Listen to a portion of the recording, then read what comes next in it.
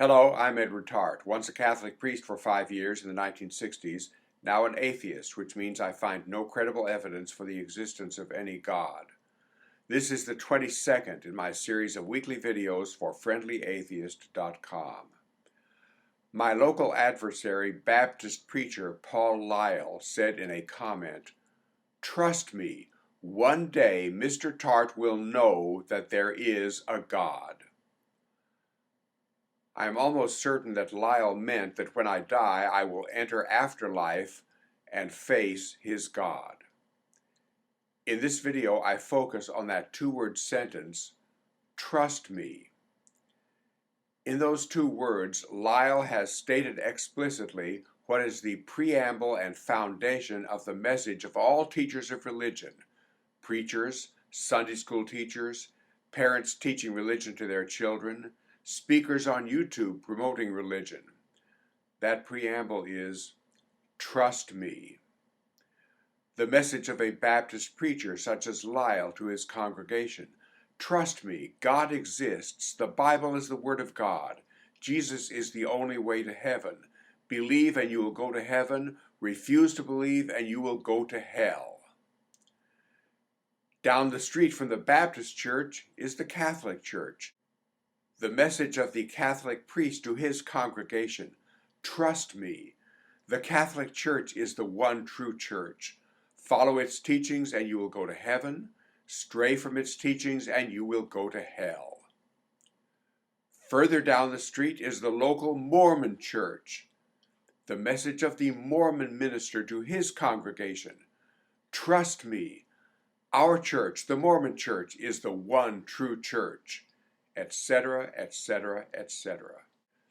Preachers and parents are authority figures and apparently experts.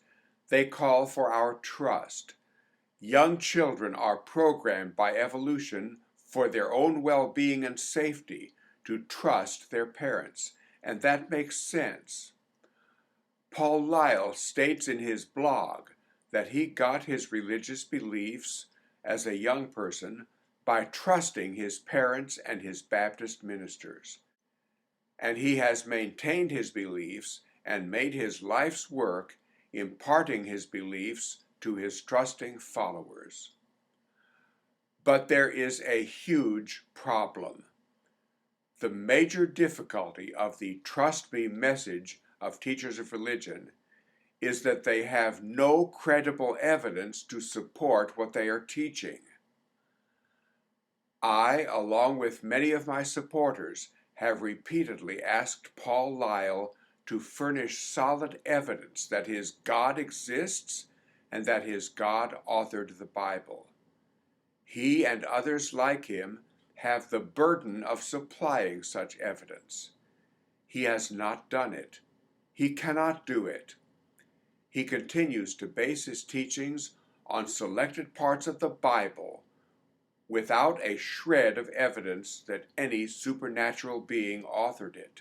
In fact, despite overwhelming evidence to the contrary. The message, "Trust me that my God exists," cries out for solid, persuasive, supporting evidence. And there isn't any. That means that the sentence, "Trust me," is invalid. In his blog, Paul Lyle expresses the fear that young people, such as kids of high school age, will find and watch one or more of my videos and that I may thereby lead them toward hell. I understand Lyle's anxiety. As a necessary part of growing toward responsible adulthood, young people typically start thinking for themselves. They start becoming skeptical. That's what I am, as is typical of atheists. I am a skeptic. That is not what Lyle is, and it is not what he wants his followers to be. Because to his way of thinking, skeptics go to hell. To such young people and to adults, I say this: my message is not a "trust me" message. The preamble of my message is not, trust me. It is this: consider carefully what I say. Consider carefully also what others say, others who agree with me and others who disagree with me. Investigate. That's your homework. Demand evidence. Do not trust Paul Lyle and others in such teaching positions.